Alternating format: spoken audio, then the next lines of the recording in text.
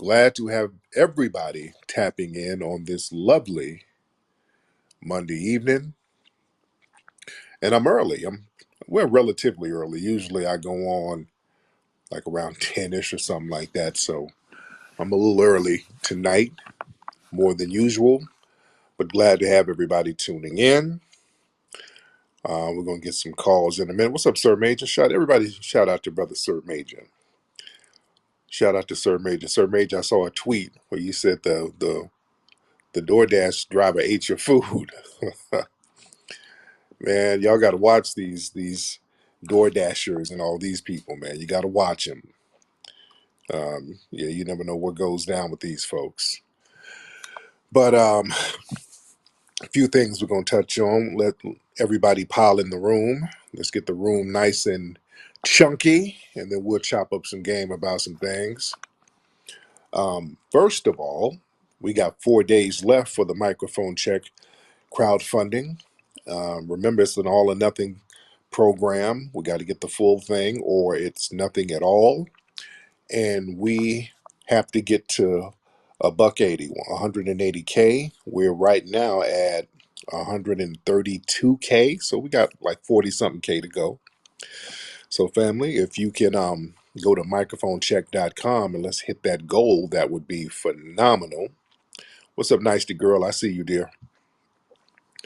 Um, yeah, if you guys can go to microphonecheck.com and be a part of this historic project, that would be phenomenal. That would be absolutely great because this is historic and groundbreaking what we're doing. And it's much needed because we have to start countering so much stuff that happens to us. When we do things as Black people, particularly foundational Black Americans, there's always going to be some kind of sabotage. There's going to be some kind of monkey wrench thrown in the game. And we should not be um, in positions where we ignore that.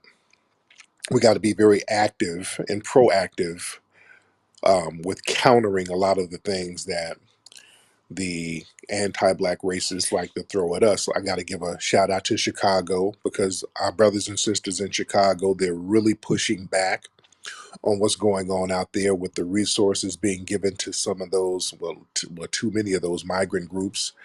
The Black community in Chicago, they're really standing up strong and they're standing on business. And I take my hat off to them, brothers and sisters, and we stand with you. And we got to keep that energy all over the country. When it comes to our resources, we shouldn't be ashamed to say we need our resources to help people within our community first. Nobody's being unsympathetic towards all these other groups, but hold your own nuts. We are taxpayers. We work hard. We grind hard. We get taxed up and down, and we want to have our tax dollars benefit the people who need it right here. And there's nothing wrong with that. Let's please stop letting these people shame us into wanting to look out for ourselves. There's absolutely nothing wrong with that. And the good brothers and sisters in Chicago, they're really, really stomping hard, saying to the politicians there, hey, we don't want you giving our money away.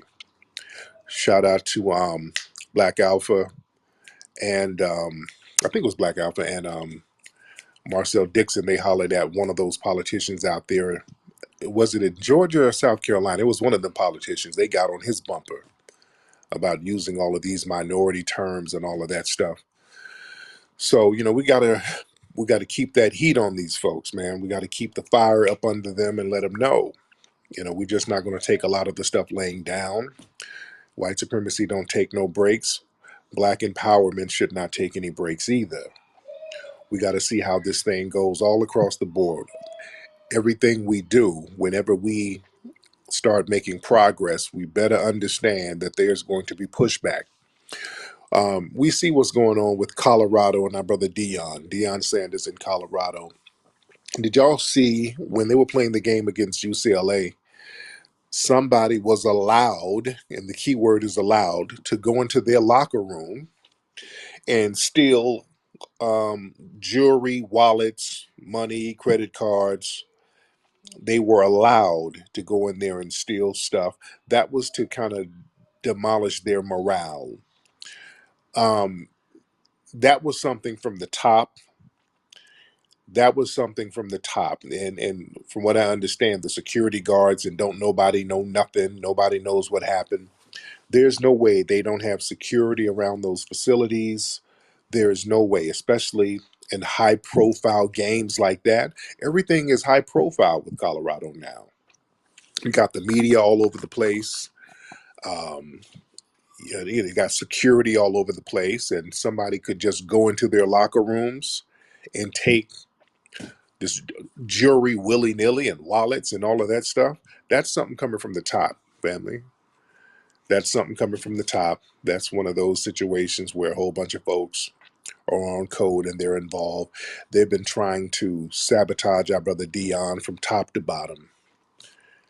They're trying to sabotage that brother, sabotage the team. Y'all saw that dirty ass call they put on him, on his son. I talked about that last night. They said the son was targeting, then they ejected him from the game. So they're doing all types of little dirty plays on and off the field. And we got to understand how the white supremacists work.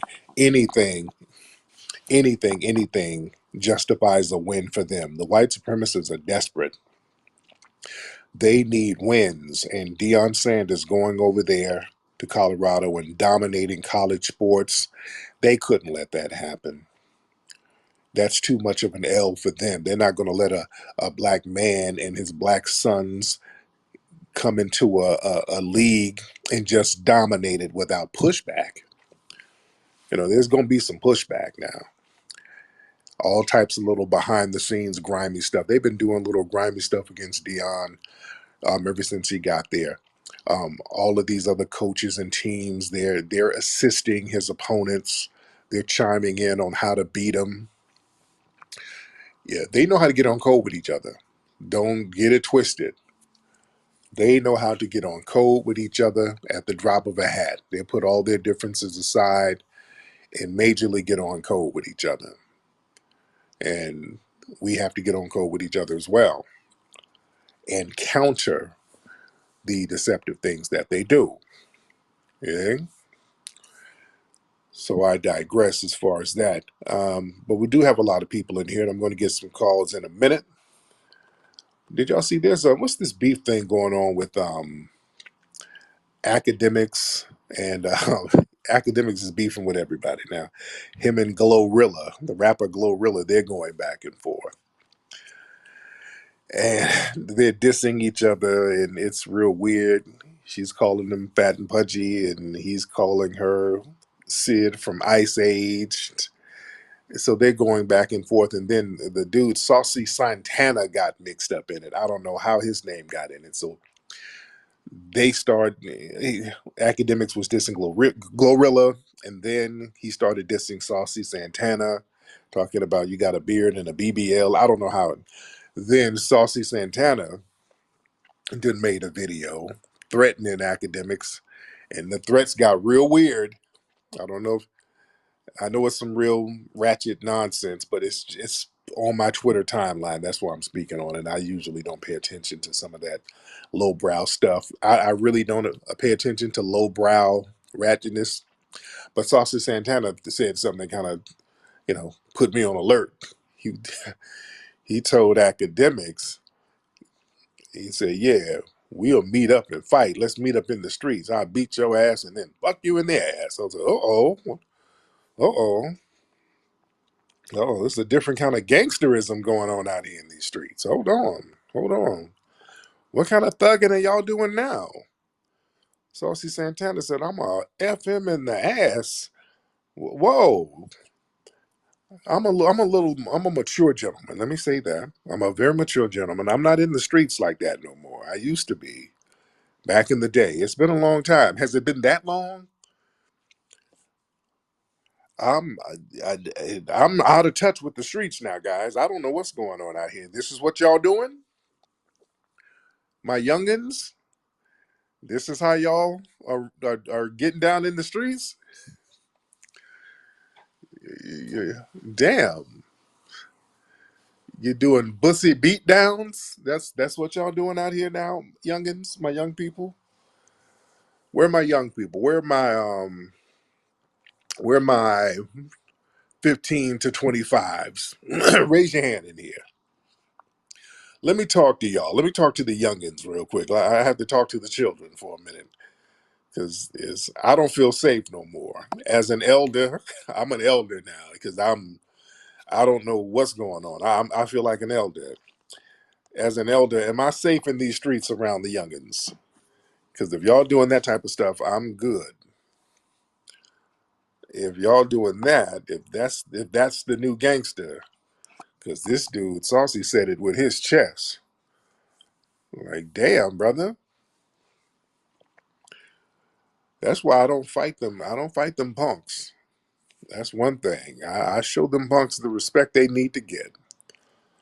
I will not fight one of them punks. Number one, them punks can fight, and also the stakes are high if you lose. I don't want to lose because if you lose, no telling what they gonna do. If you unconscious, I am not trying to scrap one of these dudes and then get jumped from behind by another one, and I wake up somewhere in a hotel room next to Andrew Gillum. Well, hell, what happened? And why am I oily? You know, I don't want that to happen. I don't mess with these dudes. If I see one of them on some gangster shit, hell nigga, take my wallet.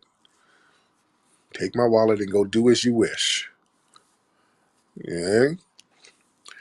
I can get credit cards back. You can't get your pussy stretched back where it's supposed to be.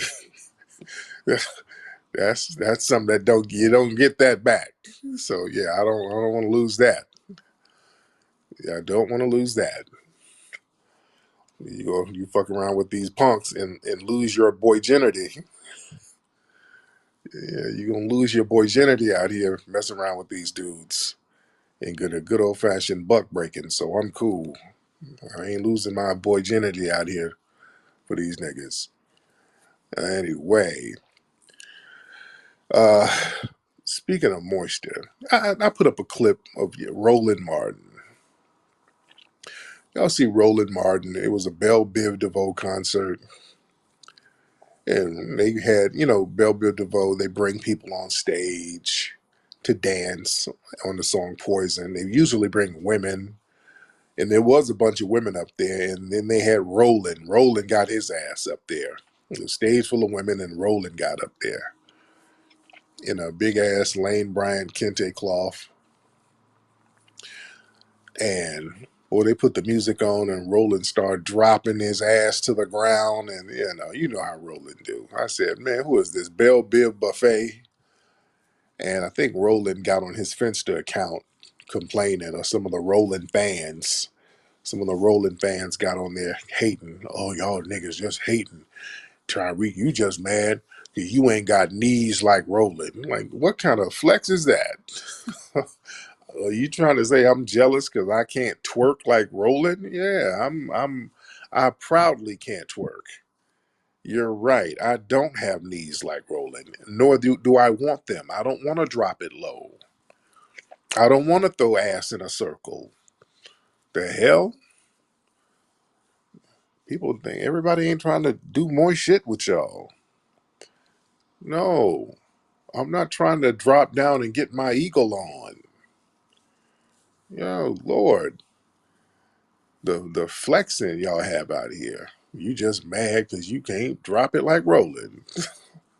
That is not a flex. But I digress. I digress. Let me get some calls in here because we got a lot of people in here. Let's get Daro Santiago. What's up, Daro? Hello. I have a quick question. Yes. Just inquiring minds want to know, how do you know what bussy means? Because bussy is, first of all, the funniest word in the English language, and that's what a lot of you punks use. Y'all use it, and it's funny. It's a funny word. No disrespect. Why? I'm just curious, and also, how do you know what punks mean, and you're saying it in the right way? So I'm just very Right. curious. Right, because I know how people speak, and I know different slangs, and I know certain things about the way people describe themselves. And there are punks who describe themselves as punks. There's punks who are good people. So what are you inquiring about? What's your what are you what are you kind of making an accusatory statement about? What are you suggesting, sir? I'm not suggesting anything, but thank you. Okay, because you're very accusatory, Daro. I'm not accusing you of anything. Oh, You okay, know, I've just never heard a straight man just say bussy and punks in just such the right way. So, right. thank you. Thank you for that. Thank you. Hmm. All right, thank you, Daro. Well, them punks always want somebody to be moist with them. No, boy, the punks, they want to project their moisture. They always want to project.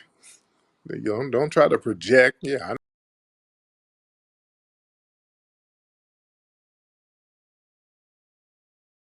I know the words because I hear y'all say them. That's how I know. I got ears. I hear people say them. And the bussy is hands down the funniest word on earth. I think a lot of punks don't like that we use the word bussy because that was supposed to be their little secret word for each other, you know. And now we kind of make a mockery of the word. It's literally the funniest word in the English language to me. That word is hilarious. That word is absolutely hilarious. Yeah, yeah. And yeah, why wouldn't we know certain terms? Because everywhere we go, you guys are, and what white mommy and white daddy, they're pushing stuff like that down our damn ears and eyes. Everywhere we go, they're pushing rainbow stuff at us. It's all over the place. You can't go anywhere without rainbow stuff being pushed at you. What do you mean? How wouldn't we know what some of this stuff means? I mean, you can't go anywhere. You can't go to Starbucks without rainbow propaganda. You can't buy candy for kids without rainbow propaganda. You understand? It's everywhere. And that's the reality. Yeah. It's literally all over the place. But I digress. Let's get let's get tis this that. This that. Hop on this that. What's up, this that? How are you, brother? And I'm blessed. From Detroit. First My off, I want to know how your nephew doing? nephew's pulling through. He's pulling through, and we they're letting us know to kind of lay low on the information because it's an open case. Okay, And say no more. but yeah, but Say he's no good. more. He's good. I'll say he's good. I'll say he's good. Yeah. Okay. Secondly, I have a couple other questions. Something I saw a picture of him down. Somebody had a picture of their profile of Christopher Dorner down there. And I always wondered why didn't anyone, whether it was was his family threatened? Didn't the DOJ or anybody investigate further? What or did they? And we just don't know about it behind what was going on with Christopher Dorner and the precinct he worked for. Um, I don't know what that was. I don't know what the backstory with his family is, but with Chris Dorner, his whole thing was he was on the police force. He saw them abusing people. He reported it, and then they reprimanded him for reporting abuse. So he's like, hey, damn that. And he just saw how corrupt the LAPD was. And he said, hey, man, I got to take this thing to another level. So he turned up on it. So that's basically the long and short of it. So I don't know what kind of correspondence they have with his family or anything like that. So I don't know, but you know, he was really against the corruption within the department. He saw that it was corrupt from top to bottom. Yeah, let's get day zero in. Hey, what's going on, Tariq? What's up with the family? Um, I'm good, the Day. funniest, Thank you. the funniest word that I think is Bucci Cat. That for Oh me yeah, is funniest. That round, that Bucci Cat, that joint is crazy. but man, man, um, man. but I wanted to I like to get in and get out real quick with my words here. But you touch on a lot of subjects, and I really respect your research, and I've learned to love it over the last couple of years. Your research, but You know, in Chicago, right? They were taking the park from the locals, and they were using the community centers and for the kids that were playing baseball and basketball. I remember seeing it on the news and everything like that. But I remember the community members had just popped up in the community because they never really talked to the eldermen of the community, and they already have these plans already in place. But you want to know what though? They showed a picture of the camp that they were showing up, that they were going to be building up, and it looked eerily familiar with this UN camps that they have down in, the Darien Gap, where they have all those camps down there, and they got all these NGOs that are really helping the migrants, cross through the Darien Gap. They have camps, and they have camps in every one of the countries that kind of bring them up, and they give them out maps, kits, and all that stuff like that. I had posted it into the post of Yeah, the live just to kind of go through it. But I want you to, kind of I'm gonna look into that. I'm gonna touch look into that. that. Also, now in Chicago, what was that? I saw something with some Yeah. Palestinians getting to it with the black Israelites. What happened with that? Oh, I didn't see that. I didn't. I Okay, mean that sound comical on its own, but I yeah, didn't see. I got to find out what's going on with that. But thank you so much, brother. Yeah, my Chicago people, let me know what's going on with that. I saw some of the Hebrew Israelite brothers getting into it with some Palestinians. They were out there throwing hands. And I don't know what triggered it, what set it off. I don't know what it was about. But yeah, they were getting at each other. So I'd like to know what happened with that. Let's get William in here. Let's get William. Let's get William. All right, William. Peace, peace. You can hear me? Yes, sir. What's up, Will? Peace to the God. Peace. First and foremost, I want to say I'm glad to hear that your nephew's good. Thank you. That's it's amazing. It's amazing. I'm glad to hear that. Yes, sir. 'Cause that's some serious shit right there. Real talk. Two. Speaking of Bussy, your man. I said, yo, I never in my life would have thought I seen Roland Martin Bussy popping on stage. Your man, your man saw that comment, said y'all enjoy being dumbasses, and then blocked me. He saw the clip I put. Yeah. I did because he Uh, has me. Roland has had me blocked for years. Yeah, So he's a cornball. He ain't about no knowledge of self. He ain't about pushing black people forward. But speaking of that whole bussy popping thing, I saw something today on Twitter about Sesame Street, something about diversity or inclusion or something like that. And I said, okay, I sense a trick bag coming. So I commented and I was like, it sounds like some LBGT shit about to be pushed in. So they was like, y'all don't see nothing that's wrong with that. I said, it looks like grooming. We got yeah, Sesame Street is a show for kids. So everybody's arguing me about, oh, you just y'all straight black men this, y'all straight black men that. We the only one protecting the kids. right. You know what I mean? Everybody like so it's funny, like the word Bucci, Bussy is hilarious. But Yeah, on a serious note, yeah, we the only ones protecting the kids from this bullshit. real talk. Um Let me land your plane on that and touch on that. Yeah, there's always this thing where they have to attack black society with the homophobia label. They always run to us, pointing the finger at us, trying to shame us for speaking out against grooming, because that's what that's really about. When we start saying, hey man, why don't y'all leave these kids alone? Oh, y'all, the homophobia in the black community. You see, they're the ones who make the correlation between LGBT and pedophilia. They make that correlation. We don't give a damn what grown people do. But when it comes to messing with kids, that's something that we all say as foundational black Americans openly. That's not it right there. And I've always said this many times. Foundational black American culture, we're the only group of people who don't have an open pedophile culture, meaning you can't go anywhere in black society where somebody will direct you on where to get kids. You know? Now, do we have pedophiles within our? Yeah, we do, but it's behind closed doors and don't nobody know about them until they get locked up. You understand that we don't let pedophiles just walk among us and be like, hey, you go over there if you want to get down with. No, no, no, no, no, no, no, no, no, no, no, no, no. No, they get handled within FBA society, especially even when they get locked up, they get handled. And in other groups, you can go to some of these other countries, and they have um, little rings and little subcultures where they direct people to go to that if they want that.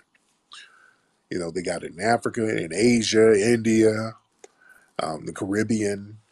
Yeah, that's why the Epsteins and those guys, they go set up shops, and they set up shop in the Caribbean, or they'll set up shop in parts of Africa. They'll set up shop in the Philippines somewhere, you know. But yeah, we don't get down like that. We're the only group that don't have an open society like that, where that is allowed openly. Let's get Label it in. Label, hop on, man. What's up, I'm Tyreek? good, man. How are you?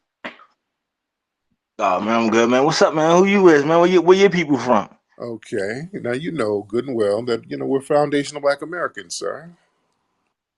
Nah, where your people from though? North Carolina. Because last time, hold on. The reason why I'm asking that is because last time I was on your stage, you was questioning me about where my people was from, right? I told you where they from. Now I want to know where your people from. You know what I I mean? don't remember talking. When did I talk to you? Oh, it was just a couple of days ago. It wasn't that long ago, man. Come on, you got amnesia, my nigga. Like, come on, Kyrie, stop, I nigga. swear to God, I don't remember you. But yeah, you know where my people are from. I mean, Alabama, North Carolina. Now, All right, so run me down 4 lines. Run me down 4 lines. Run me down 4 lines, Tyreek. Like, run me down 4 lines. You on the spot right now. I mean, let's go. Run me down 4 lines. Lineage, baby. Let's go. I just told you. Now, where's your family from? What part of the Caribbean? Oh, see, that's what I'm saying, Tyreek. Come on now. We deflecting, my nigga. Like, come on now. Fuck with me. I'm fucking with you. Like, fuck with me. Where your people from, though, my nigga? Like, where they from? Brother, what part of the Mama, daddy, grandpa. I mean, come on, let's go. Like, what we talking about? what part of the Caribbean are you from, bro? Yo, come on, Tyreek, with this bullshit, bro. Lord, this nigga. Yeah, Hey Tyreek, come on. I'm trolling. I'm trolling I tonight. I'm know. trolling tonight. I'm big trolling tonight. Let's I go. know. You know what we talking The, and about? again, this is Caribbean trolling. And what part of the Caribbean? Nah, hey, All right. bro, come on, bro. Damn, and I know you're trolling, and it's not witty. That's why I know you're from the Caribbean somewhere. The tethers are not witty at all. Yeah, dude, trolling is supposed to be funny. If it is supposed to be wit to it. If you're gonna do that, it's supposed to be witty. You're not witty. A lot of tether comedy or wit. It goes over with white people because usually it falls in line with a little cooning. For example, who's this guy, Kai Sinat? No disrespect to the kid.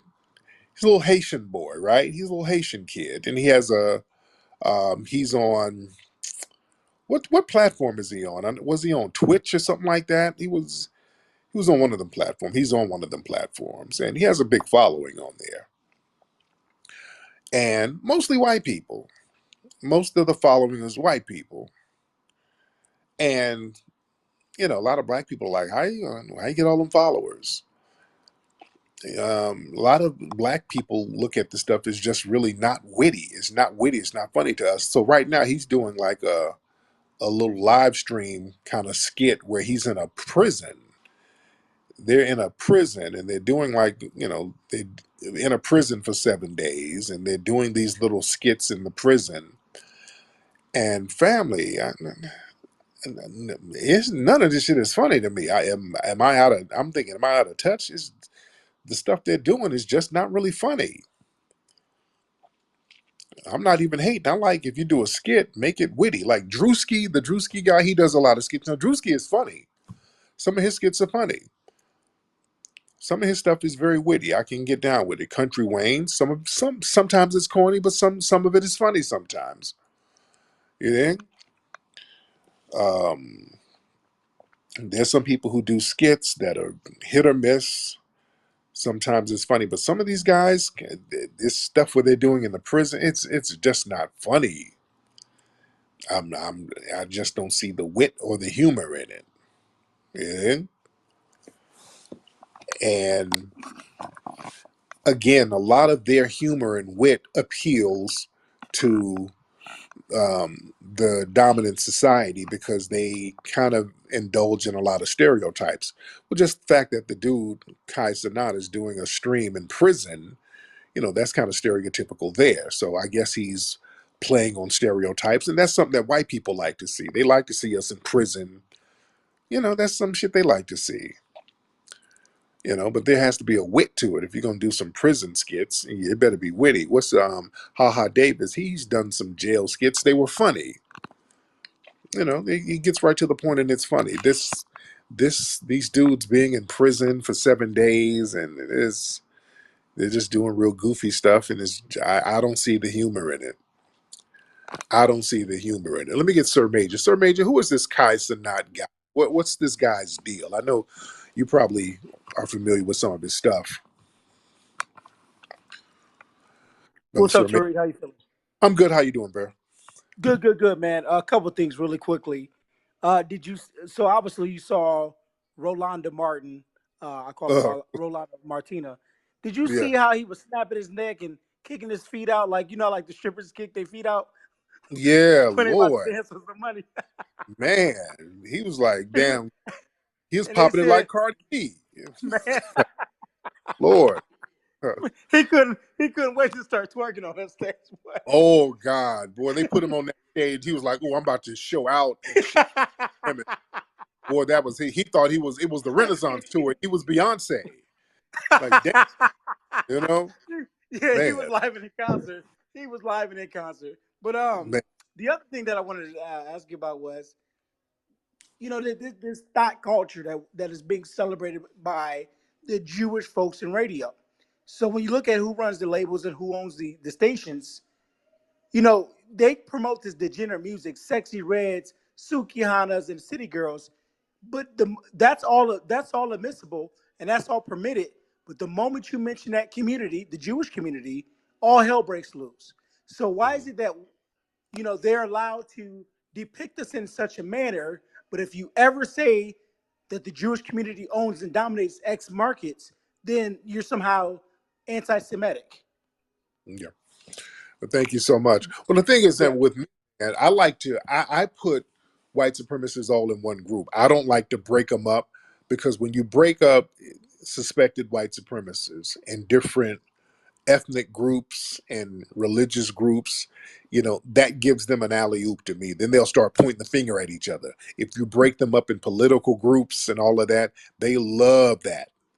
So I don't break them up like that because you got record execs like Tommy Mottola. He's not Jewish, but he was, Michael Jackson was calling him out.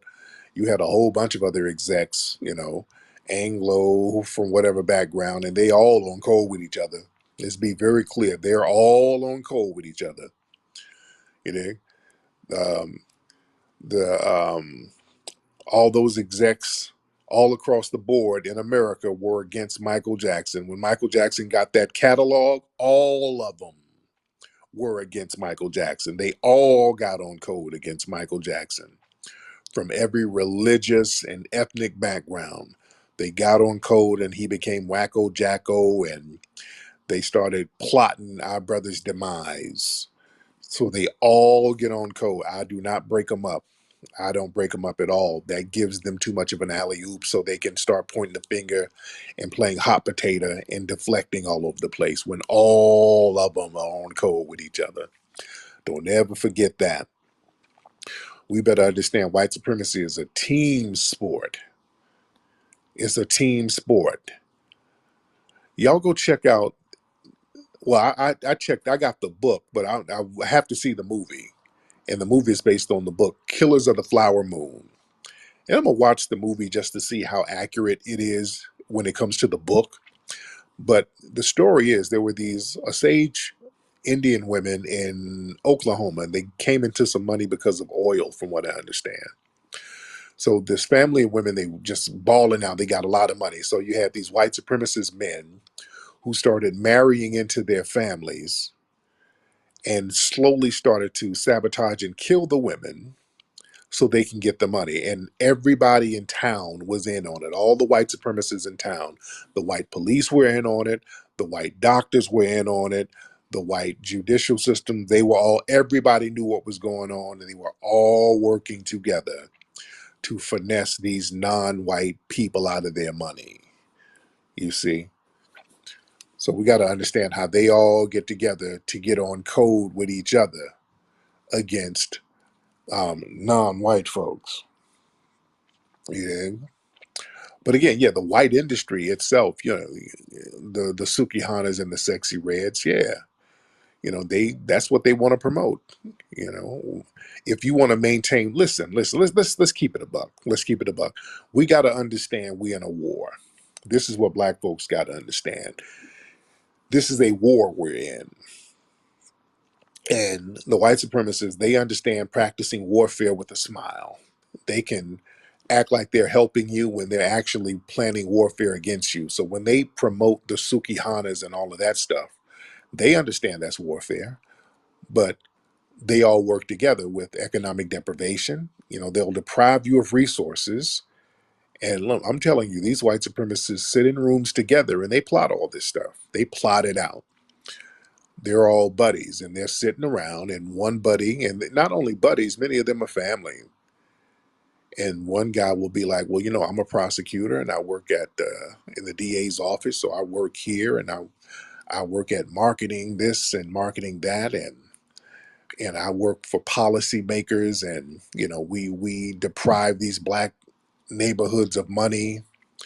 So now the people are broke and desperate.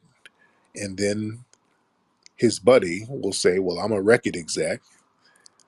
And what I'm going to do, I'm going to promote niggas blinged out and high on lean.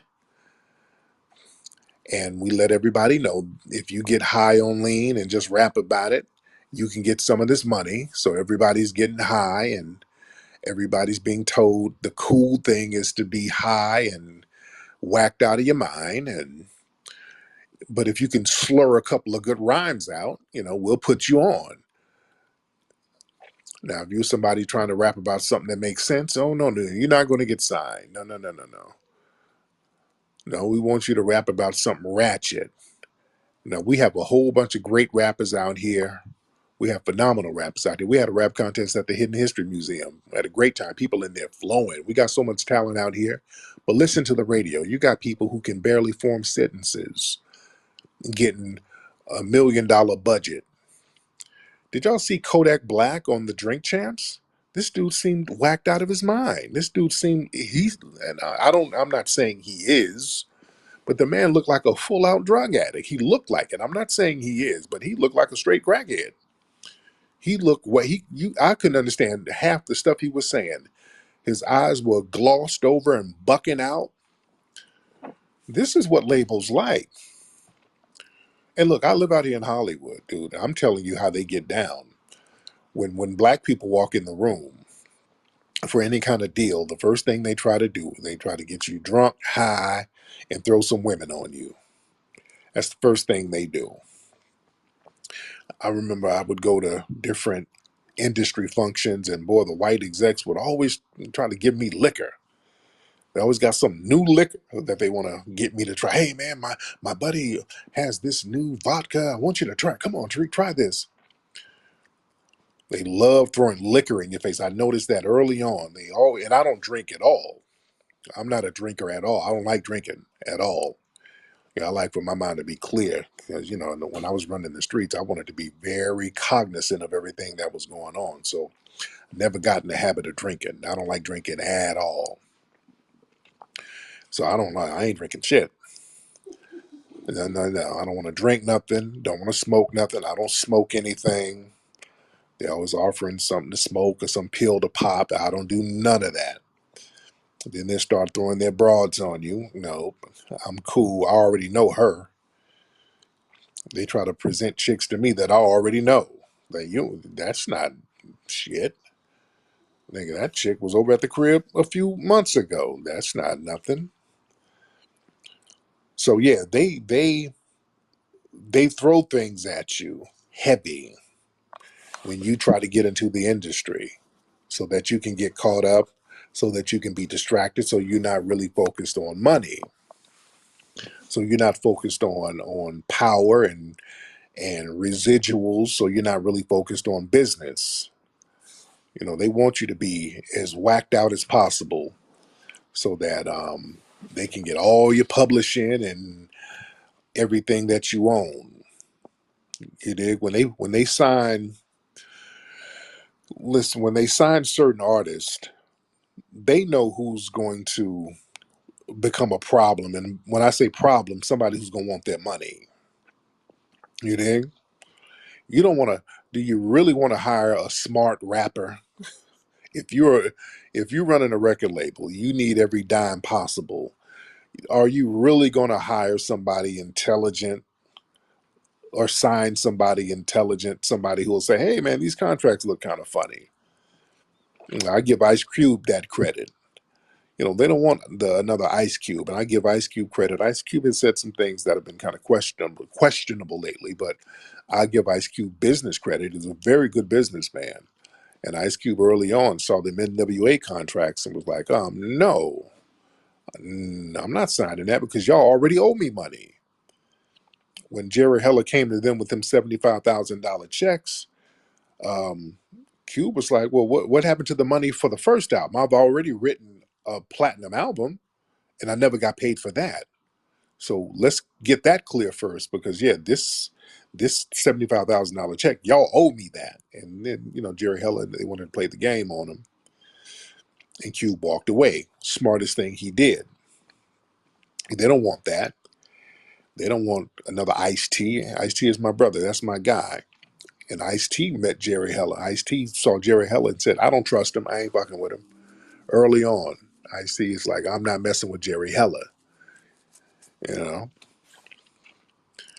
So they don't want intelligent rappers going into these record labels, getting in these deals and making sure that the business is straight. Yeah, they don't want that.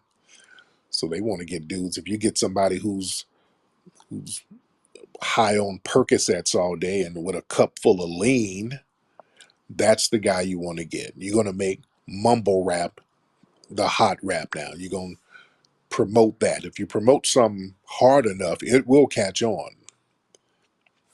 If you promote a dog farting over a beat, eventually it'll catch on in the mainstream. It's all about what they're going to put money into. So if you get a female rapper who's intelligent and who's somewhat of a positive influence on young black girls, like a Beyonce, let me tell you something. They don't want too many Beyoncés. They don't want that. Beyonce is a phenomenon and very inspirational. But too many Beyoncés, that's a problem because that's power. Beyonce has become an industry within herself and a big influence, and she can call shots. They don't want too many of those. Because that influences the next Beyonce and the next Beyonce. That influences thousands and not thousands, but millions of black girls to do things in a more constructive and a positive way, to get a family and have a husband and, things like that. But what they will sign is the bunch of Sukihanas and a bunch of sexy reds. Now they like that because they can make the record hot and they can promote ratchetness. And that's not going to be empowering. They know that a Sukihana and a sexy red, that they're not going to teach women about really building anything and handling business. They know that they're train wrecks. Yeah. So behind the scenes, the white supremacists are doing the Birdman hand rub, especially when some of that ratchet stuff catches on. And then they said, oh, cool, this is the new wave. Let's sign a bunch of ratchet rappers. So you're about to see a bunch of them pop off. So yeah, they'll put the money behind the Lizzos and the sexy reds and all of the ratchets because that maintains their system. Yeah. Let's get Boss Up. Let's get Boss Up. Boss Up, hop on.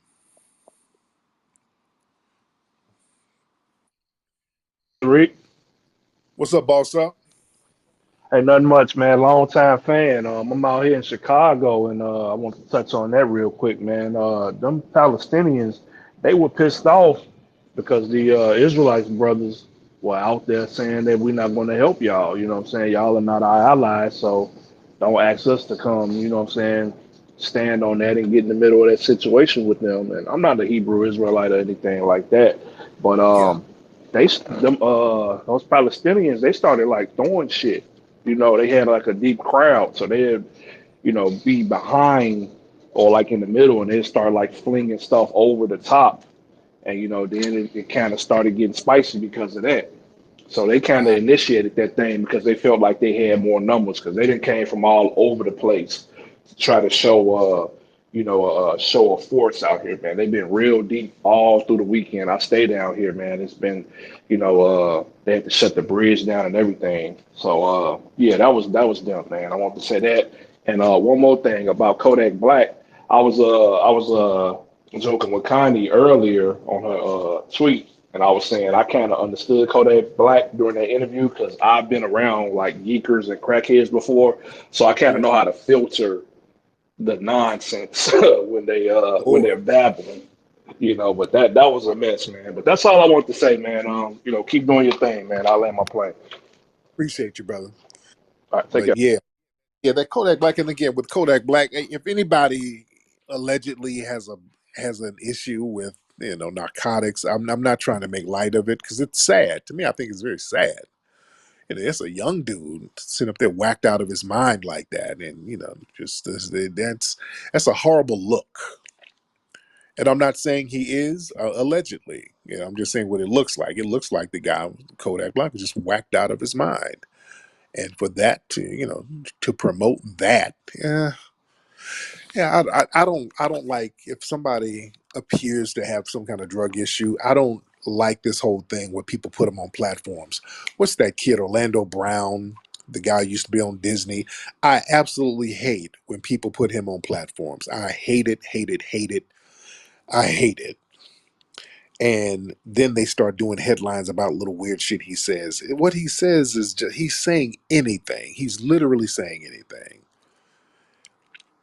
And I think it's so exploitive to put him on platforms and get little sound bites.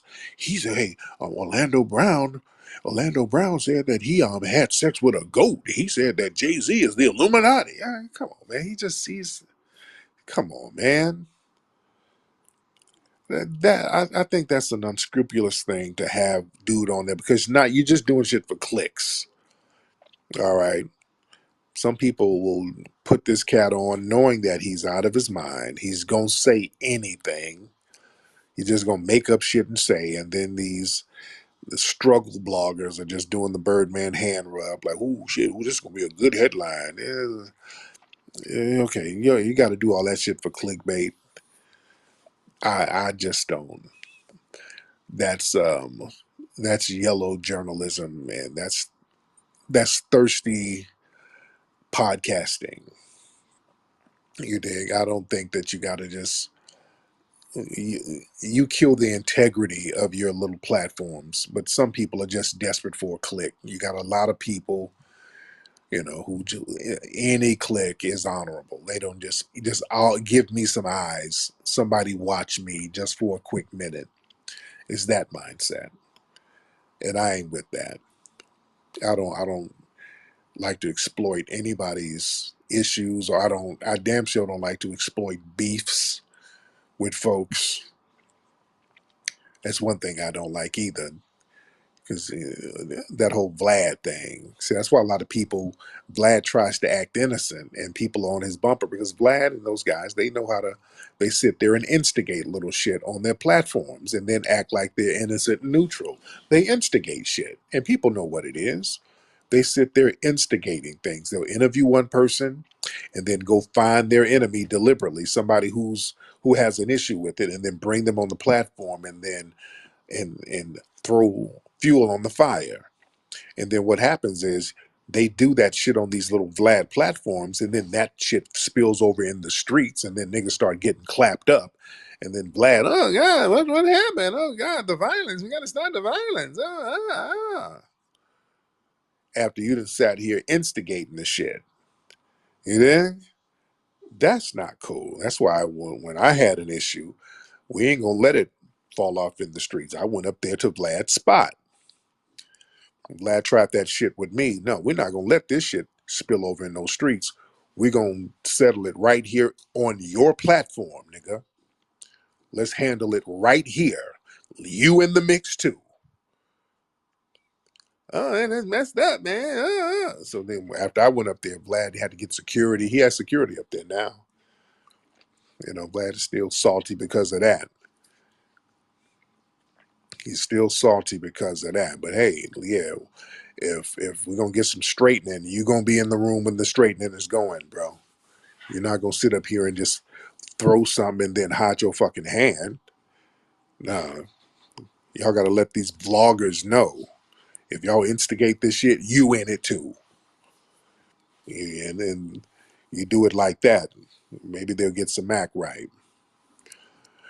But this is why, you know, with all of these different platforms and all of this stuff that's going on, we gotta have our own media family. It's very important that we have our platforms and we support our platforms that gives a straightening counter narrative, because people wait on us to bring the truth.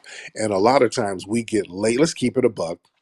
Black folks, we do get lazy as far as getting information and getting together and getting on code and saying, hey, we're going to present the information on our terms. We got this thing where we let white mommy and white daddy do all the heavy lifting. We've gotten comfortable with just kind of riding in the background, and we'll let white mommy and them, they'll handle all the hard work. And that's a problem, because if we hand over the reins to them, they're going to create the narratives they want to create. You know? They're going to create all of the narratives that they want to create, and those narratives are going to be negative. And we can't keep complaining about their negative narratives. We can't keep complaining about the Sukis and the sexy reds and the drug addict rappers and all of this shit if we're not getting on code and presenting a counter narrative. You dig? Because they got an endless supply of resources to put out negative propaganda, and they use hip hop to do it. They use our culture to do it. And now when anything positive is about to pop off with our culture, all of a sudden it ain't our culture no more. See, when they want to show something negative, they don't never claim it. When they show the Silky Hanas and the sexy reds doing dirtbag degenerate shit, that it all becomes the black community. Notice that? Whenever they do these think pieces on Suki Hana, and whenever they do something real weird, all of a sudden we get all of these think pieces. Well, what about the black community?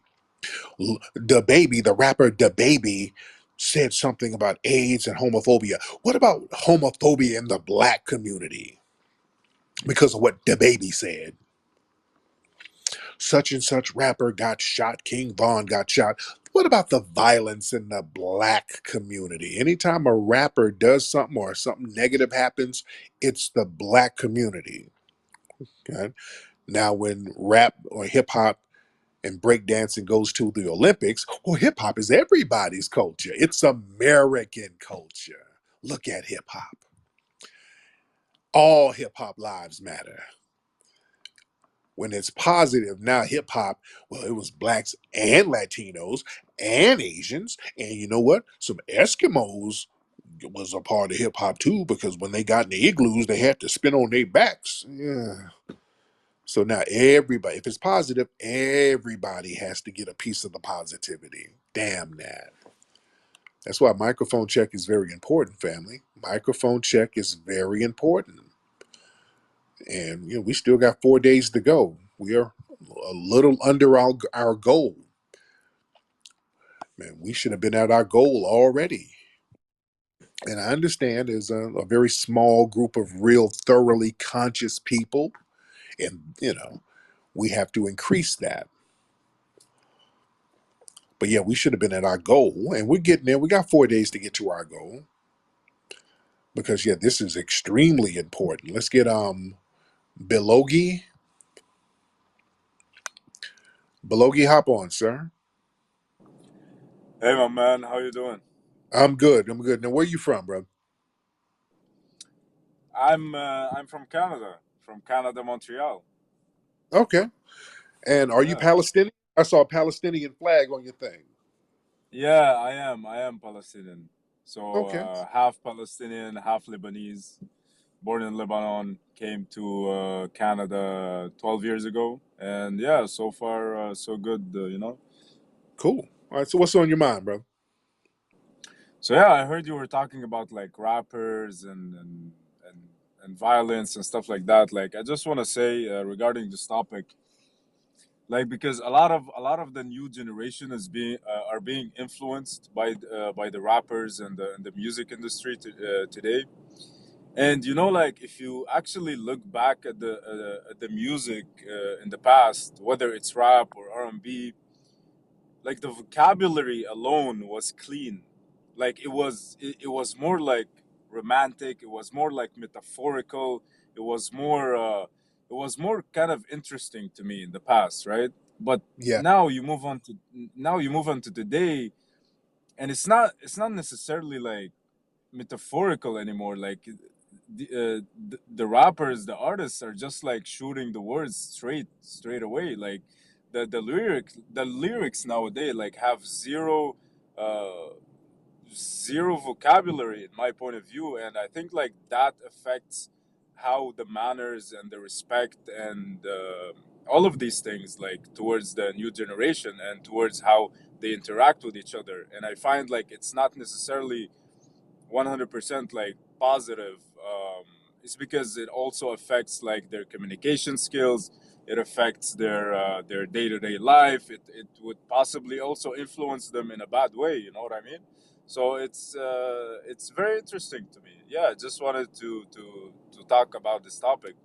And Right. yeah, like, maybe we can influence some good thing. Right. Let me touch on that. But thank you so much, Bill. I appreciate you. Let me touch on that. Well, you know what, man? Here's the thing. Um, a lot of times people blame rap for a lot of things that it's not responsible for. Now, are there some influences? Yeah, of course. Of course, there's some influences. But rap is often used as a scapegoat. Rap is often used as a scapegoat. Let me be clear. Um, a lot of shit that goes on in the streets ain't got nothing to do with no rap records, man. Look, a lot of shit that happens in the streets is street business.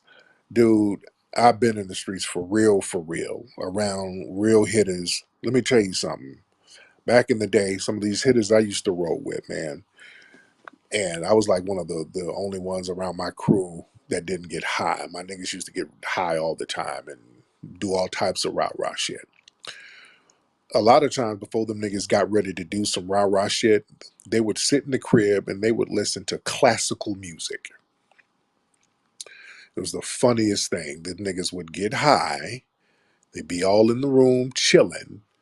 It was a radio station. I forgot the name of the station out here in LA back in the late 80s. I forgot the name of the station. KA's, I forgot it was something. But it would play classical music. And them niggas be sitting up here getting high, listening to Beethoven, and then hit the streets and do all types of rah rah shit. When niggas ready to do rah rah shit, they'll listen to anything, dude. It ain't the music, it's the circumstances. It doesn't matter what record is on. If you in the streets get money and a nigga owe you money, nigga, a motherfucker roll up on your ass playing Chaka Khan and light you the fuck up. It ain't the music, dude.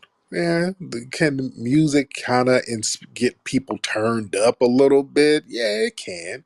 Can music mellow some people out? Yeah, yeah, yeah, yeah. There's music that can have an impact on your mood and your vibe.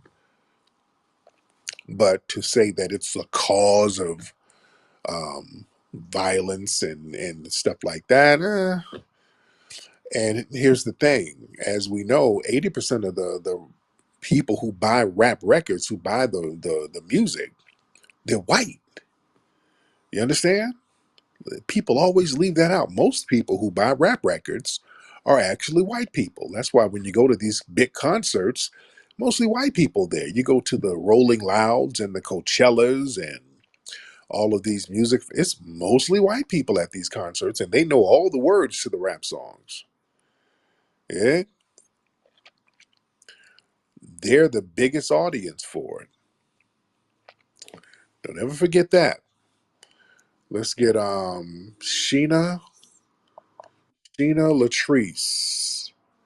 Sheena Latrice. All right. Hey Tariq, how you doing? I'm good, Sheena. How are you, beloved? I'm good, love.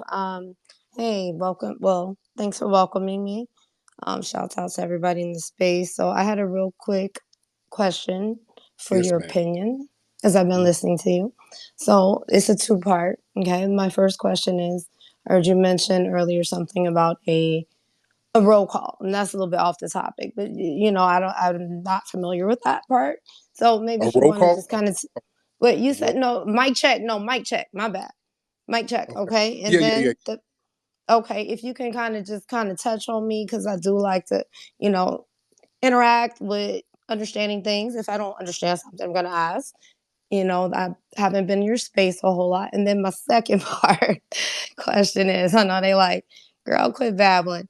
Okay, Mhm. so you're talking about rappers and artists, Yes. okay? Okay, so I'm gonna bring it to Milwaukee, okay? That's where I'm at, okay? So we had a little game. My oldest OG baby pulled up at the game last night, but I've been real busy today, but I've got a lot of inboxes on Facebook and stuff. So apparently, Flavor Flav performed at the game last night. Okay, so this Yes. is my opinion. Let me get to the second part of the question. First part is just asking you in your space, like, how do you guys consider Flavor Flav? Is he a hype man or is he a rapper? Okay, and then the third part to that question is, it seemed like a lot of bullying. I haven't had a chance to just check into media because I've been real busy doing other stuff today, but it apparently something like people was knocking him. That's why the Bucks lost. Not the Bucks lost because the team just didn't have it together last night. We're gonna win some and we're gonna lose some. Okay, so this is just what I received, and I haven't really looked at all the posts and all this stuff. But what do you consider like I salute him a little bit, okay? Because Mhm. we can create bucket lists and we can manifest what we want to do. And the world gonna always got something smart to say or other individuals. So, what is your opinion? Do you think it's like sarcastic? Was he serious? Just, I kind of wanted to just ask your opinion about that, Okay. if Thank you're you. aware of it. Thank you, dear. I got to land her plane. She's a chatty patty. Boy, boy, I'm out of breath listening to your little ass, sweetie. Boy, she's a chatty patty. She's a cute girl. Boy, she's one of them chatty patties. Boy, she's one of them where you have a one night stand with her, and you know those one night stands who won't leave. Damn, fellas, y'all know what I'm talking about. Y'all been with one of them cute little babblers. She's cute, got a little hot pocket on her, but after you do the do, you're like, yeah, I gotta get up and go to work in the morning. Yeah, I got things to do in the morning. Ooh, it's late. Damn, it's almost 2 o'clock. So what you finna do? I'm gonna be right here with you because we just had a connection, and I met you at the Milwaukee Bucks game, and we were sitting there, and you saw me, and I saw you, and I knew there was gonna be something there. What you think? And I thought it was special. You didn't think it was special? Oh Lord, what did I get into? Lord. Well, I don't be sleeping with people, so we're dating now. Since you and I had intercourse, you and I we're going to be a thing now. So, oh God, oh God, lady, I'm having flashbacks. You just gave me flashbacks of a single life. Oh, y'all chatty patties. It was so hard to get y'all to go home. And this was before Uber when I was back and I was out here before Uber. So a motherfucker had to either drive y'all home or take a cab. That's when niggas had to you had to drive their asses back. Oh God. Lord, girl, go to your car and go home. I will call you later. You know, there's a Taco Bell open 24 hours a day. Go get you a Mexican pizza and drive your ass back to Inglewood. I don't want to hear all this chatty patty shit. Lord, Lord, Lord. But I digress. But she brought up some great points. They had Flavor Flav out there singing the damn national anthem, and it was kind of funny. It was funny. You know, they did it because they knew it would get press as it did. They knew having Flavor Flav sing the national anthem was very random, and they knew it would get publicity. Just like the whole Roseanne Barr, when Roseanne Barr sang the national anthem, and you know it went viral. They were trying to go viral. And I like Flav. I like Flav because Flav does what Flav does. Flav, in the context of the group Public Enemy, that was a very smart thing for them to have Flav in the group. Flavor Flav was brought into Public Enemy for balance, and Chuck D, that's my guy. Chuck is my guy, and they needed Public Enemy. I mean, Public Enemy needed Flavor Flav in order to balance out their image, because when Public Enemy came out, the whole vibe where they were black radicals in the vein of the Black Panthers.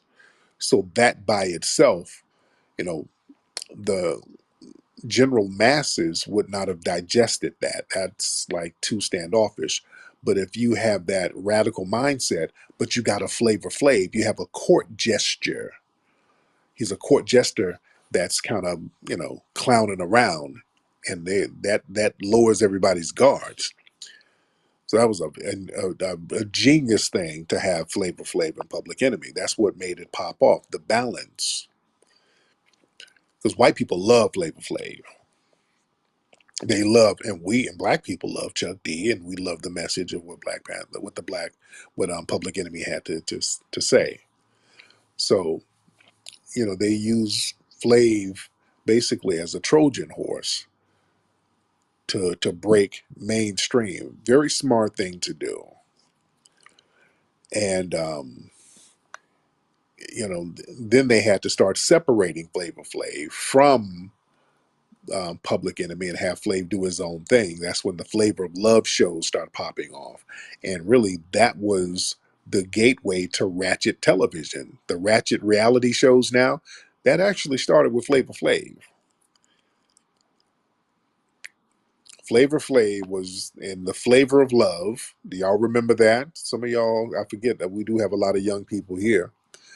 The Flavor of Love, and I've met Flav. Flavor's a very good guy, very nice guy. But the Flavor of Love, that was the kickoff to the modern wave of Ratchet TV. That was the original Love and Hip Hop. It started with Flavor of Love. And a lot of folks don't understand, when Flavor of Love came out, it was so ratchet. A lot of people were thrown off by it. A lot of people just didn't like the negative.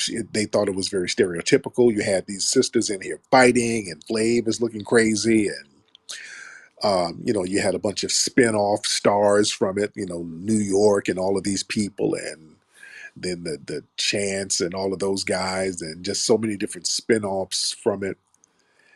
But it started with Flavor of Love. They got Flavor Flav, and they kind of had Flav cooning it up a little bit. They had him cooning it up a little bit, and without Public Enemy there to balance it out, a lot of black people were like, "Well, what the hell?" And let me tell you something. VH1, when Flavor of Love was on air, VH1 contacted me. They wanted me to be on some of the episodes of Flavor of Love to drop some game, to try to give balance to some of the coonery and buffoonery that was going on. Because at the time, I had my relationship books out. early 2000s, like 2005, 2006, around that time. So my relationship books were huge sellers. The Art of Mac In, The Mac Within, Player Be Played, huge selling books. And, I had a lot of clout and respect on the grassroots even back then. So, they wanted me to come in and kind of be an expert and kind of bring some balance to the coonery. And I said, this is just too coonish for me. Holler at me when y'all get something else going on. So they did a spinoff of Flavor of Love. They had Charm School. Y'all remember that? They had the Charm School show because now they're like, we got to have a balance to all of this cooning. So with Charm School, we're going to try to teach the women how to be ladies because they're acting so ratchet. So they did Charm School, and they had Monique as the host of Charm School. All right, y'all. Some of y'all remember that.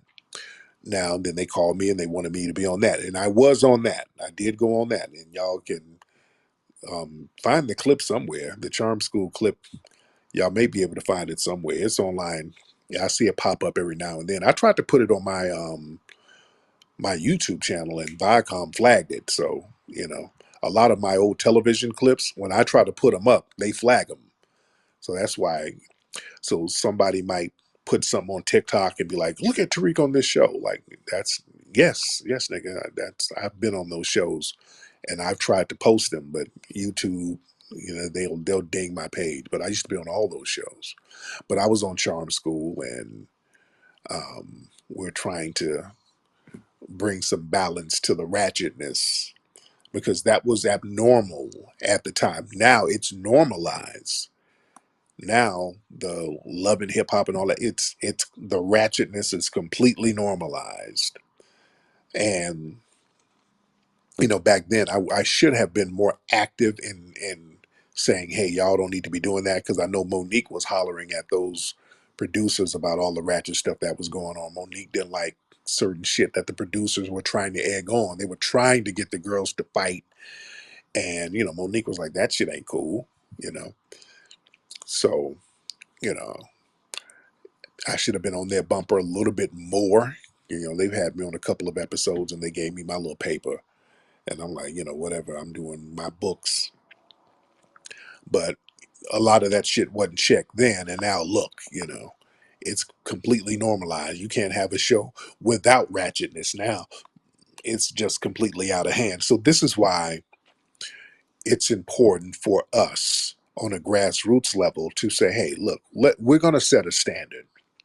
We're going to set a precedent of what needs to be done as far as our culture being promoted, especially when you're talking about hip hop. When you bring hip hop into the fold, we have to stop letting people make hip hop synonymous with ratchetness. You see? So we're trying to do the same thing with that part of the culture, is what we did with our history, with the Hidden Colors series. Now we've made history with Hidden Colors. That changed the way Black history was taught all over the world. That literally changed the way it was taught. That's why there's a backlash to Black history now with the anti-woke movement, because that's a backlash to the Hidden Colors movement. That anti-woke shit that they're talking now, because when we put the Hidden Colors films out, and let's be clear, everybody saw Hidden Colors. Everybody saw the shit. The only people who didn't see it are probably a couple of hood rats, but everybody saw the Hidden Colors series. When people saw the Hidden Colors series, people would go to schools and challenge teachers now, like, hey, Professor such and such, what you're saying ain't correct. You had people who went to schools. Now you got the real knowledge, and then you did your own research to substantiate what we were putting out. So now when the teacher starts saying certain things, you say, no, no, no, no, no, no, that's not correct. So you would challenge the status quo. We would challenge movies that they put out. When we put out the Hidden Colors movies, all of these movies that they start to put out about Black history where they wanted to whitewash it, notice they kept flopping. How many of y'all remember this? They put out that Exodus movie, where they tried to make all of the African Egyptians white. Y'all remember that? And this was right around the height of the Hidden Colors series. The Hidden Colors series was breaking records all around the world. So they tried to put out a movie. I want to say it was Exodus. It was one of the movies where they had Sigourney Weaver playing Cleopatra, just some real bullshit. They had the Jesse dude from Breaking Bad playing King Tut. It was something. The most whitewashed shit ever. And these movies were flopping left and right. And in the international press, I want y'all to go look up some of the articles. They were actually blaming us for that. They were mentioning me and the Hidden Color series in some of the news articles because we were criticizing a lot of those movies, and a lot of people were criticizing it because we were selling out movie theaters with real Black history. And when they put out these whitewash movies, we would criticize them, and they would say, "Well, Tariq Nasheed of Hidden Color said this movie is such and such," and whoop de whoop. So we were directly affecting a lot of the mainstream propaganda that they were putting out and shutting it down. We were shutting that stuff down. And then what they start doing, the corporate structure, they start making little variations of what we were doing. So we had Hidden Colors, and what did they make? A movie called Hidden Figures. Y'all remember that? And even to this day, a lot of people get the names mixed up. They'll start calling our movie Hidden Figures and then call their movie Hidden Colors. They made a movie called Hidden Figures, and there was another Nike ad that they put out where they used a plagiarized version of the Hidden Colors 2 DVD cover that we had a little thing going on. We had to get a cease and desist with Nike to stop them. And they called the shirt Hidden Images. Y'all look that up. Nike tried to steal the likeness of the Hidden Colors DVD, the movie poster. Nike had a T-shirt line called Hidden Images. Y'all look that up. It was getting, dude. It was getting real. They watch what we do on the grassroots. They watch what we do on the grassroots, and then they take their cues, and then they try to make their versions of it. I want us to understand how powerful we are. We got to understand the power that we have as a grassroots community. We don't have to keep looking for the dominant society to give us the cues. We create the cues, and they listen to us. There's a reason why the reparations conversation is in the national lexicon now. That started with you guys. That started with the grassroots. That started with us right here. We got that conversation going right now. We're moving the political needle right now. Grassroots. Got to understand the power that we do have when we get on code. You got to understand codification, man.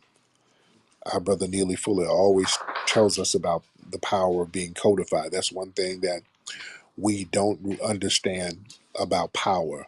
The white supremacists, they can dominate us because they know how to be codified. They all get on code with each other.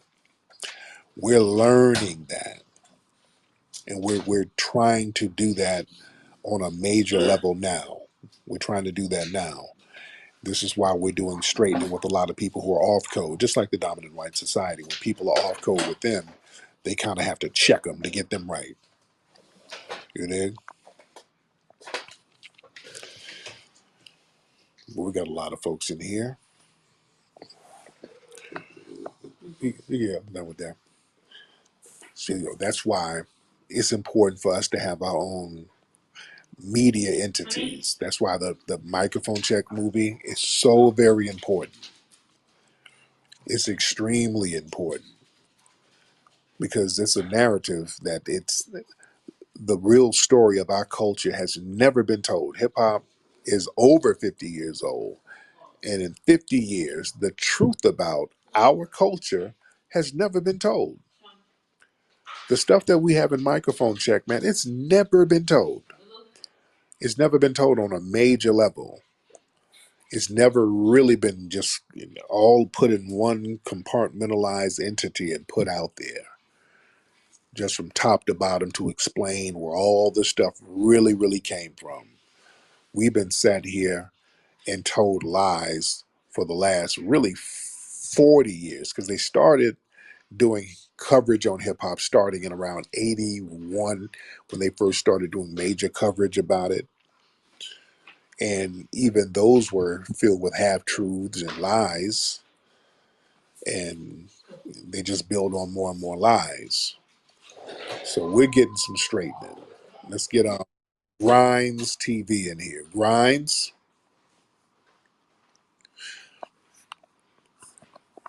Mr. Grinds. What's up, brother Tariq?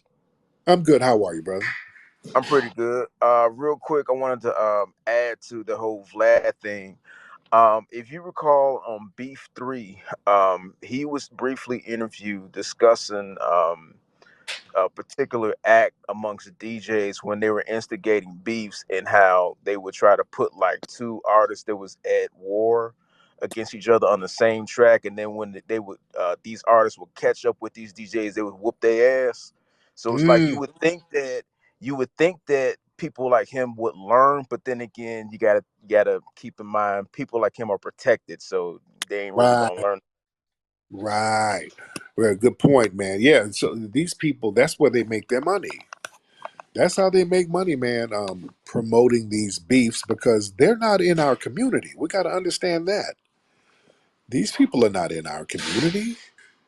We got to understand the vultureness that goes on with these folks. They're not in the community. So, um, yeah, they're going to instigate certain things because they're like, yeah, it's going to spill over in the streets.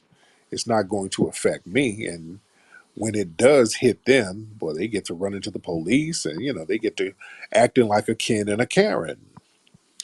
They're like, hey, I'm white. I can yo yo yo all day. But when things get hot, I'm gonna stop the yo yo yoing. They're gonna pull a Michael Rappaport. Y'all remember Michael Rappaport did that old hoe ass shit where he was arguing with the athlete. What was the athlete? What was the guy's name? Uh, what was the athlete he was arguing with? Somebody raise your hand if you know. Is it was it Durant? Who is it? Who is Michael Rappaport arguing with? Let me see. Trent. Uh, let me see. Trent. Let me see if Trent knows. Because I want to make that point. Okay, somebody's throwing up bussy. No, no, no, no, no, dude. No, no, no, no, no, no, no, no, no, no, no, no, no, no. Block, block, block, nigga. Block, block, block. You're not throwing up. We're not doing that, dude. This nigga has his Bucci cat. He's trying to make some sales. This is one of T.S. Giselle's people. No, brother. Nope, nope, nope. No, I tried to get a question answered, and he gave us the wrong answer. All right. Nope, we're not letting you sell your OnlyFans material. But my point is, when Michael Rappaport was going back and forth arguing with this ball player behind the scenes, and Michael Rappaport turned around and put the DMs out like, "Oh God, he threatened me. Oh God, he threatened." He got real white. "Oh God, I'm threatened. My life is in danger." He did the old "the Negro's going to get me" routine, and then the ball player got like a suspension or a fine or something like that. So yeah, this dude went white. Rappaport turned white right back overnight. And that's why all that yo yo yo word to the mother shit, I'm never impressed by it. When I see people from the dominant society do that, I'm never impressed. I ain't impressed by that at all. Yeah. Now, let me see who we got. Let's get some folks in here because dudes out here throwing up their OnlyFans page. And T.S. Giselle, I'm not letting you on because you got your cronies in here. Some of your fellow travelers throwing up their damn pages, trying to get some extra Thanksgiving money. I'm not going to have it. I'm not going to have it. Okay, I'm looking down at some of y'all some of y'all's pages. I'm looking, I'm scrolling down, and there's some interesting folks in here. There's some very interesting people in here. I'm looking at one woman's page, and she has an OnlyFans, and, and she has a BBW OnlyFans page. Okay, I'm not gonna say your name, ma'am. I'm just kind of looking down, man. But they got fetishes for everything, don't they? This woman, she got an OnlyFans page, and you got a big back and a big stomach, ma'am. And I'm not knocking your hustle. I hope you get money. Okay, I hope you're getting money, man. But your page is very, very interesting. There's a woman down here in the bottom as a listener, and I think she knows who. Raise your hand if you know I'm looking at your page, ma'am. If you know, yeah. Well, yeah. I guess she don't want to put herself out there. But yeah, she has an OnlyFans page, and her titties look like teddy bear legs. Yeah, I guess she wants to be. I'm not gonna. Hey. If she wants to get some customers, knock yourself out, man. All right. Let's get some more people in here because it's the freaks come out at night. Um, let me see. We got a lot of folks in here. Let's get Alan Thomas. Alan, hop on, Alan. Yo, what up, big homie? What's going on, man? Yeah, so I think the dude you was talking about earlier, that was Kevin Durant. Okay, that was Kevin About, Durant. Okay, that's what I yeah, Michael Rappaport. And he said that shit really just to like, he knew he was gonna really out him to Sports Center first take and shit. That's what he Yeah, ended up doing. So he did it on purpose just to get a reaction. They outed him on some bullshit. real talk, man. I thought that was such a hoe ass move of Michael Rappaport. And I don't, me and him, we go back and forth all the time. All of that yo yo yo. He's a buster. He's a big ass buster. Me and him always go back and forth. I ain't never impressed by that corny shit these white boys do. Just be white, man. White girl be white, white boy be white. I ain't impressed by that. I ain't impressed by that at all. And I used to talk about that on the Mac Lessons show. Y'all, if y'all roll with me back in the Mac Lessons days, I'm talking about 20 years ago, when I first started doing the Mac, I used to talk about that all the time. White people who have the yo, yo, yo word to the mother shit, you can't trust them. They are not to be trusted. No, just be white. Just talk normal. You ain't got to talk in all of that ebonics because it's fake anyway. Because when you get in that interrogation room, all of a sudden, I'm a white boy. I, I, I don't gangbang. I want to be white like you. You know, they go right back to what they supposed to be. Yeah. All right. Let me see. Everybody, raise your hand if you want to get on. Let's get silly me. All right. All right, silly me. What's going on, brother? And is this you in your profile, brother? Why your head looking a beast, brother? All right, since you want to crack jokes, I asked that we respectfully have a nice little back and forth. Oh Um, no, I'm just saying, brother. Is yeah. well, I'm not talking about your little nasty ass fupa you got hanging off the front of your body, but you want to come for my hair? Why? Oh well, dude, your hair, brother. You look like a Don't mute must. me. No, And I'm don't not mute me. mute, Let's have a sir. back. Let's have a back and forth. Let's have this Sir, little roast battle. Let's see how sir. funny you really are. You got that big, nasty, tight ass jacket. Don't mute me. Why? What you muting me for? Sir. I'm saying you look like a musty fig tree in your Well, hair, sir, you sir. have love handles, Sir, I'm sorry. and you Your fat mother, with sir, big kneecaps. sir, dude. You look like a diabetic crack baby, sir. What's Well, I going on? heard you smell like a Rally's fish sandwich in real life. Is that true? Dude, your mother would say some shit like that, and she smells like sour cream and bologna sandwiches, my nigga. So what's going on Well, with you smell like Vienna sausage water, so I guess y'all leaving. dude? You smell like foot fungus and Tussie deodorant, nigga. I So heard you got a where you dildo from, that you be titty fucking. That you be titty fucking. Is that true? Fatty, fat nigga? ass, big ass. No, You wear size 42 this jeans. You big slop. this is boy the corny tether jokes. Boy, this is a corny tether. Nigga, you look like you got caught in a Pompeii volcano. They just chip you out of the Pompeii volcano, nigga. You a 3,000-year-old dusty nigga. You're the world's oldest dusty nigga. They thawed you out. Sir, Nigga, they thawed you out and gave you an EBT card, and here you are. So you're 3,000 years behind. You, you're the world's oldest dusty nigga.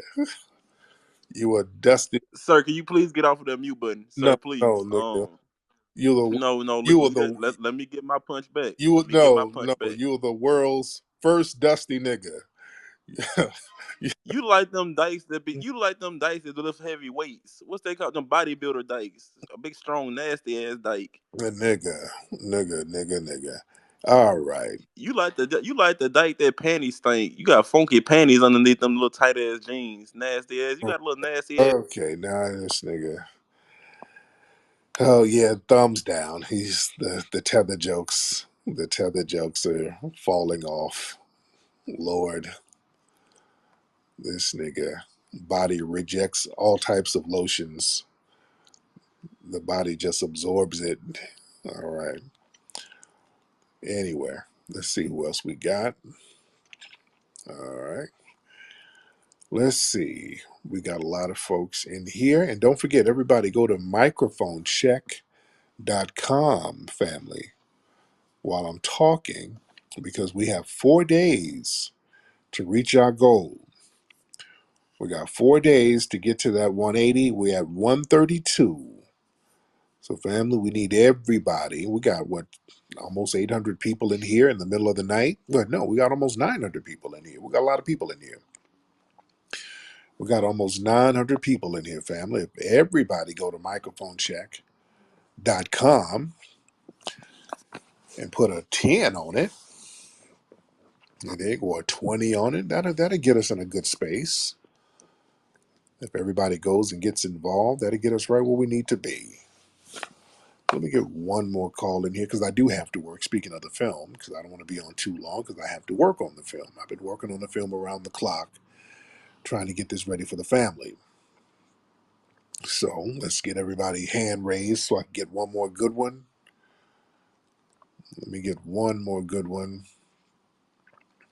Who's this Kang?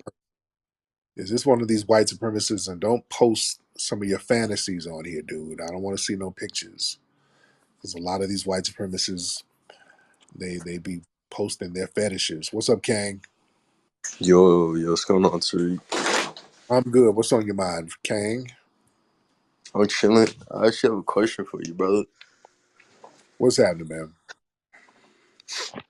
So, the obviously, I'm sure you know the war going on in Israel and Palestine, right? Right. I was curious if like the war on Zog is like preventing the production of Hidden Color 6, because Boy, y'all the tethers, y'all gotta be. Okay, that's the win. Boy, I wish the wit is just, it's not there. The wit ain't there. You gotta be witty, and y'all, white supremacists and tethers, you're just not witty. God, no wonder y'all stay on 4chan all day, nerding it up with each other. Y'all not witty at all.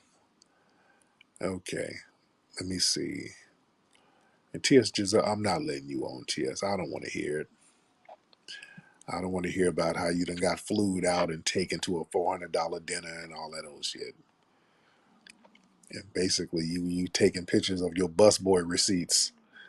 You're a busboy at a restaurant, and you act like you're getting flued out. You over there waiting tables. T.S. Giselle is a busboy.